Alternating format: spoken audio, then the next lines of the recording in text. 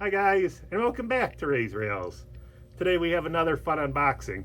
I've been looking for this piece here probably for about 2 or 3 years, and it finally came up on eBay.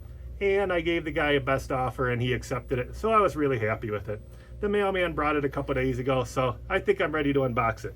So, one thing I like about this car here, it's part of the series for the space and military cars. And it was made in the late 50s, probably 1958, 1959. I think there's going to be a little bit of work I need to do to this car, because when I bring it out of the box, I'll show you what needs to be done. So, but I was expected to have to put in a couple, few minutes of work in this car, but we'll take a look at it. So it looks like looks like it's packed in here pretty well. I forgot it also came with the original box. That's like I said, it's not really a big thing, the original box. I probably won't even see it again after I put it underneath the table. The box is in rough shape from what I remember seeing when I purchased it on eBay. So here's the box. Yeah, it looks a little bit better. It has it looks like a complete box, but pretty crushed. You can see the one flap here is like off the box, but it's taped on there. Probably been taped on here probably for about 50-60 years. So you can see on the side of the box, it is the 1968 atomic energy disposal car. I believe this car was originally made in 1958, 1959. It was reissued a few times. I know it came out with a different number. I'm thinking, what number was it? A 9234, maybe in the MPC era. And then I know they made it in different ones, like the ones with the Martians on it and various cars like that. So we'll bring it out and see. So as you, oh, it still has the inside flaps on the box, which is nice. Got it in here upside down.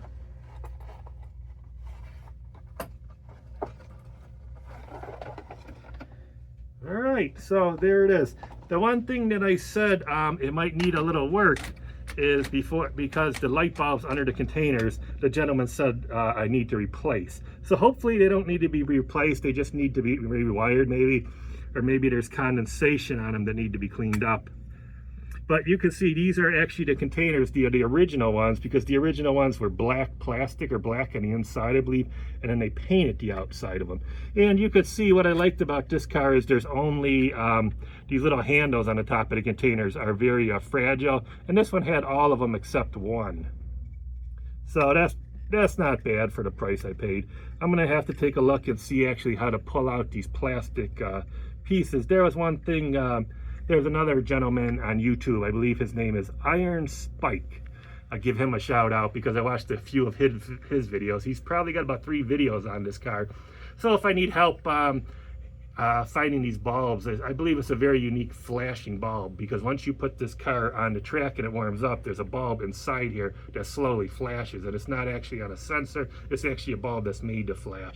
And I saw on a few of them that you could actually put Christmas tree lights in there, like a flashing bulb, and that'll work. But I'm not going to force this out right now. Oh, you can see there's a couple tabs on the side, and then that should work. But let me see how the bottom of this car looks. I'll put a couple drops of oil on it, and I have my New York Navy engine, number 51. I figure I could pull one car around, and I haven't had that car out in a while, and we'll give this train car a little spin around the layout. So I like to put a couple drops of oil on the wheels like I always do, and the roller, because probably maybe it was sitting for the last 20 years. So like I always say, that one drop of oil goes a long way. It'd be cool if the lights worked and it was just something else, but you can see there's a little bit of corrosion. They actually put this track on here, and then picks up the power through the one roller, and then it goes back through the wheels to the outside. So I'm going to put this on here and we'll take it for a spin. They snap on here really nice. And like I said, I have my Navy engine set up here, so I'll take it for a spin around.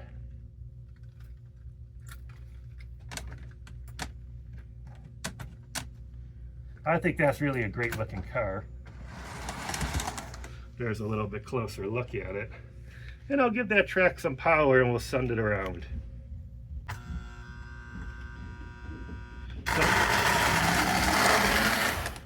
So So actually the containers are supposed to be blinking right now, but like I said, I'm probably gonna have to work on those. But we'll take it around a few times, see how it works. See how it looks.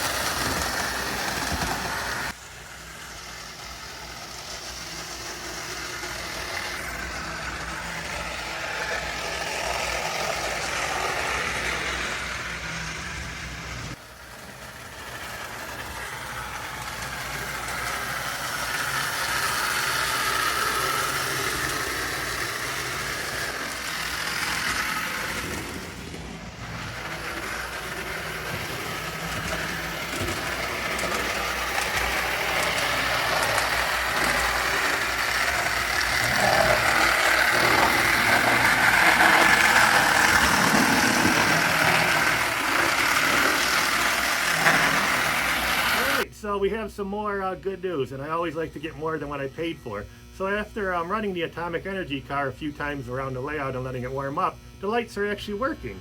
So that's one big headache. I don't have to worry about finding new bulbs. I figured that they just need to be cleaned up a little bit. I saw they were quite tarnished, the little copper strips on the bottom. But I think with a little bit more cleaning up, I think they'll work real good. So I'm really happy the way that turned out, and I think this car is going to add a lot to the layout, a lot to my space and military set, and that's my review of the 6805 Atomic Energy Disposal car. Alright guys, thanks a lot for watching Ray's Rails. I plan on putting out a couple videos in the near future, and keep having fun with your trains, and don't forget to hit that subscribe button.